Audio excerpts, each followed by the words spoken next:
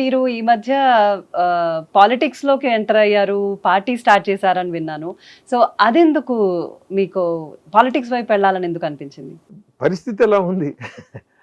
మనం ఓకే. మనం చూసి మాట్లాడుకుంటున్నాం. చీచి అసలు ఏ పార్టీ సరిగ్గా లేదు, అందరే ఇట్లా మాట్లాడుకుంటున్నాం. మనం ఓటు వేయాల్సి వచ్చేటప్పటికి ఎవరికి వెయ్యాలి? ఈ అందరిలో ఎవరికో ఒకళ్ళకి వెయ్యాలి. అవును. అందుకని అలా కాకుండా ఈ భావజాలం ఉన్న వాళ్ళందరూ కలిసి ఒక ఓటు బ్యాంక్ అయినట్లయితే దాని ప్రభావం రాజకీయాల మీద బాగా ఉంటుంది. అందుకని మన ప్రయత్నం మనం చేద్దామని చెప్పి చేశాం. సో పాలిటిక్స్ లో మీరు ఇంకా కొంచెం ప్రయాణం సాగిద్దాం అని అనుకుంటున్నారా? లేకపోతే ఏంటి మీ ఫ్యూచర్ ప్లాన్ ఏంటి? దాన్ని అది చెప్పేది కాదు. ఎందుకనంటే పూర్తిగా చెడిపోయినటువంటి వాతావరణం. దాంట్లో మీరు ఆ మార్గంలో అట్లా నడిస్తేనే నడిచేటువంటి పరిస్థితిని ఏర్పాటు చేసేసారు. అవన్నీ ఇప్పుడు మనం నీతో మాట్లాడాలనంటే మాట్లాడేటువంటి విషయాలు కావు అవి. ఎందుకంటే అంటే నీ ఆలోచన పరిధికి సంబంధించింది కాదు అది. కనుక ఏదో అడిగావు, ఏదో ఇంతవరకు చెప్పాను అంతే తప్ప.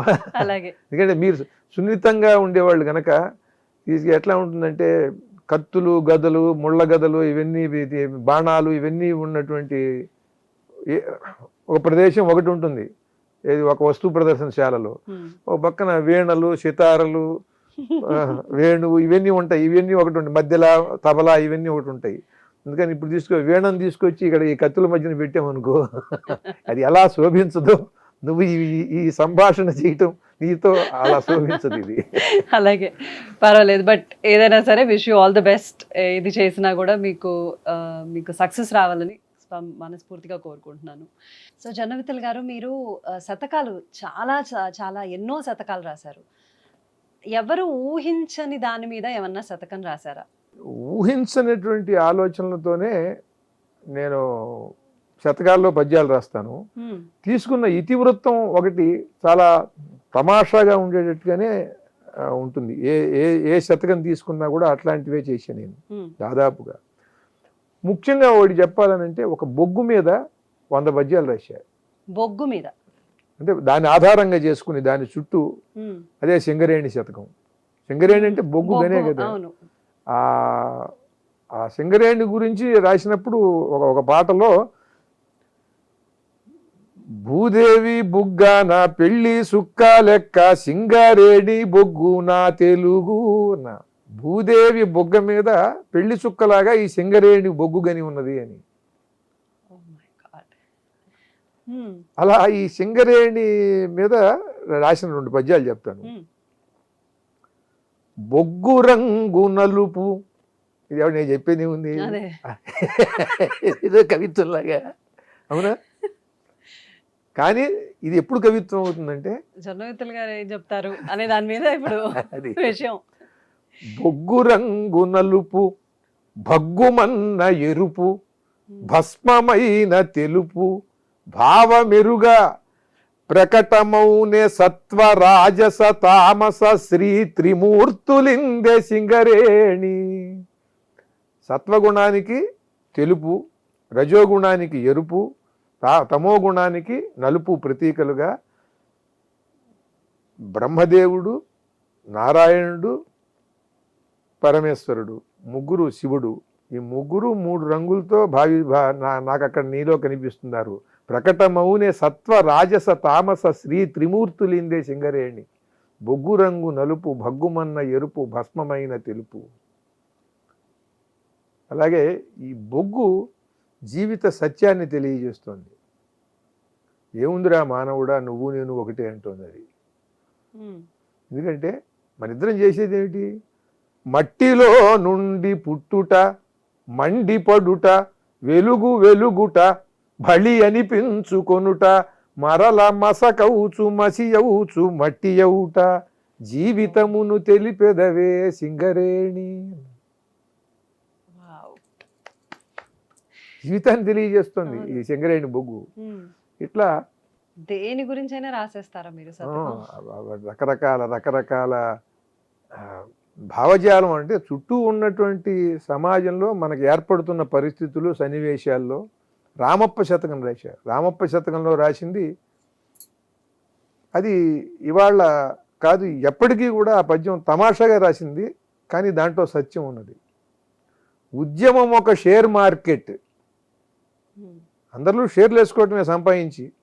ఉద్యమం ఒక షేర్ మార్కెట్, ఉద్యమమున వచ్చు సొమ్ము ఉప్మా పెసరట్టు, ఉద్యమ సారము హాంఫట్, ఉద్యమ నాయకులకే మన ఓటు రామప్ప అన్న. రామప్పకి అంటే రామప్పని ఉద్దేశించి కవి ఆత్మాశ్రయంగా తను ఏమనుకుంటున్నాడో అది చెబుతూ ఉంటాడు. చుట్టూ ఉన్న పరిస్థితులు ఇట్లా ఉన్నాయి, ఉద్యమం ఒక షేర్ మార్కెట్. రామప్ప ఆనాడు జీవితం అంతా త్యాగం చేసి శిలల్ని తీసుకొచ్చి పరమసుందరమైన రమణీయమైన శిల్పాలను చెక్కి తెలంగాణకి ఎనలేని ఖ్యాతిని ఆర్జించి పెట్టాడు. ఇప్పుడు ఇవాళ ఉన్నటువంటి రాజకీయ నాయకులు వీళ్ళు చేస్తున్నది ఏమిటి? ఉద్యమం ఒక షేర్ మార్కెట్, ఉద్యమమున వచ్చు సొమ్ము ఉప్మా పెసరట్, ఉద్యమ సారము ఆంఫట్, ఉద్యమ నాయకులకే మన ఓటు రామప్ప అన్న. అది ఈ ఉద్యమం కాదు, ఏ ఉద్యమానికన్నా ఇది వర్తిస్తుంది. అట్లా ఇప్పటి వరకు మీరు ఎన్ని శతకాలు రాశారండి? 25. సో 25 శతకాల్లో అఫ్ కోర్స్ మీకు అన్ని తృప్తినే ఇచ్చి ఉంటాయి, బట్ మీకు బాగా సంతృప్తినిచ్చిన శతకం ఏదైనా ఉందా? దేనికది దేనికి అసలు నాకు నచ్చకపోతే ఓ పద్యం కానీ ఓ పాట కానీ రాసి నా అంతటి నేను చెప్పను. ఎవరన్నా కావాలంటే వాళ్ళకి రాస్తాను, దాంట్లో బాగోగులు మనకి సంబంధం లేదు. ఏదో దాని అవసరం కొద్దీ ఇది రాస్తాను. సహజంగా ఏదో ఒక అవసరార్థం, ఒక ప్రయోజనం కోసమే రాసేవి అన్నీ కూడా. సినిమా పాటల్లో మీకు బాగా సంతృప్తినిచ్చిన పాట ఏదైనా ఉందా మీరు రాసిన? చాలా ఉన్నాయి. ఒకటని చెప్తే అది కాంట్రవర్షియల్ అవుతుంది. కాంట్రవర్షియల్ లేదు, ఒకటని ఏం చెబుతాం. మనకి ఏవో కొన్ని నచ్చకుండా రాయం కదా. చివరిగా ఒక చిన్న కోరిక, మీరు బొగ్గు గురించే రాశారు అంటే మరి నా గురించి స్ఫురిత గురించి ఏమన్నా 4 మాటలు చెప్పగలుగుతారా?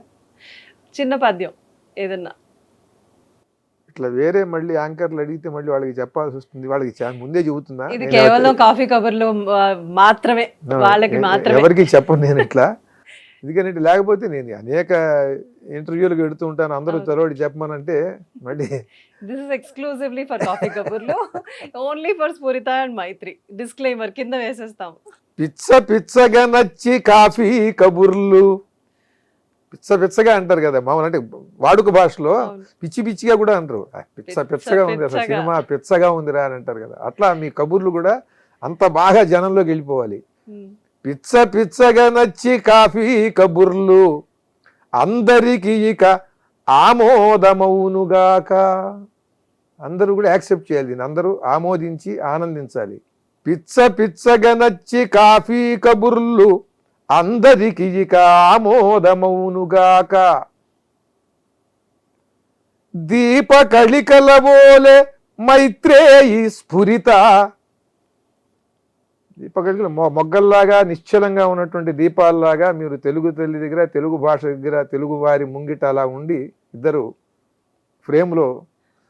దీపకళికలవోలే మైత్రేయి స్ఫురిత చిత్రమౌ చమత్కారముల్ చేయుగాక. విచిత్రంగా చమత్కారాలు చేసి అనేక కార్యక్రమాల్లో అందరినీ కూడా ఆహ్లాదపరిచి మంచి పేరు తెచ్చుకోవాలని కోరుకుంటున్నాను. థ్యాంక్ యూ అండి, థ్యాంక్ యూ సో మచ్. అడగంగానే చెప్పారు మా గురించి, చాలా థ్యాంక్స్. అందులోనే ఆశీర్వదించారు కూడా. సో థ్యాంక్ యూ అండి. శుభం. ఇవాళ కాన్వర్జేషన్ నిజంగా చాలా తృప్తిగా ఉంది. కొన్ని ఇంటర్వ్యూస్ అన్నీ మాకు నచ్చితేనే వాళ్ళతో మేము మాట్లాడతాము, ఇంటర్వ్యూకి పిలుస్తాము, ఇవన్నీ జరుగుతుంటాయి. కానీ కొన్ని చాలా హార్ట్ టచింగ్ ఉంటాయి, కొన్ని చాలా మాకు మనసుకి దగ్గరగా ఉంటాయి కొన్ని ఇంటర్వ్యూస్. అలాంటి దాంట్లో మీది ఇవాళ నాకు చాలా తృప్తినిచ్చిన ఒక ఇంటర్వ్యూ. ఎన్నో విషయాలంటే ఇవి కేవలం ఇప్పుడు జరుగుతున్న విషయాలు, లేకపోతే ఈ జనరేషను, ఇలా మనం ఒకదానికి రెస్ట్రిక్ట్ అవ్వకుండా మనం ఓవరాల్గా ఎప్పటికీ అందరికీ ఎప్పుడు చూసినా కూడా వాళ్ళు కనెక్ట్ అయ్యే విధంగా మన కాన్వర్సేషన్ నడిచింది ఇవాళ. సో చాలా చాలా థ్యాంక్స్.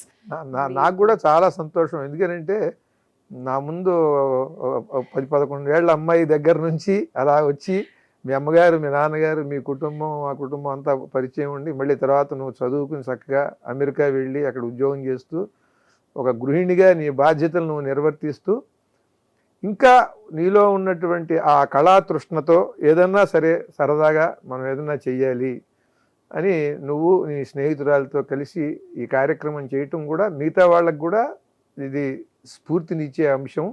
నువ్వు చేస్తున్నది కూడా చాలా మంచి పని. ఈ పని ఇలాగే నిరంతరాయంగా మీరు ఈ కార్యక్రమాలు చేస్తూ దీంట్లో మంచి ఆనందాన్ని జ్ఞానాన్ని అందరికీ పంచాలని కోరుకుంటున్నాను. తప్పకుండా. Thank you so much. శుభం.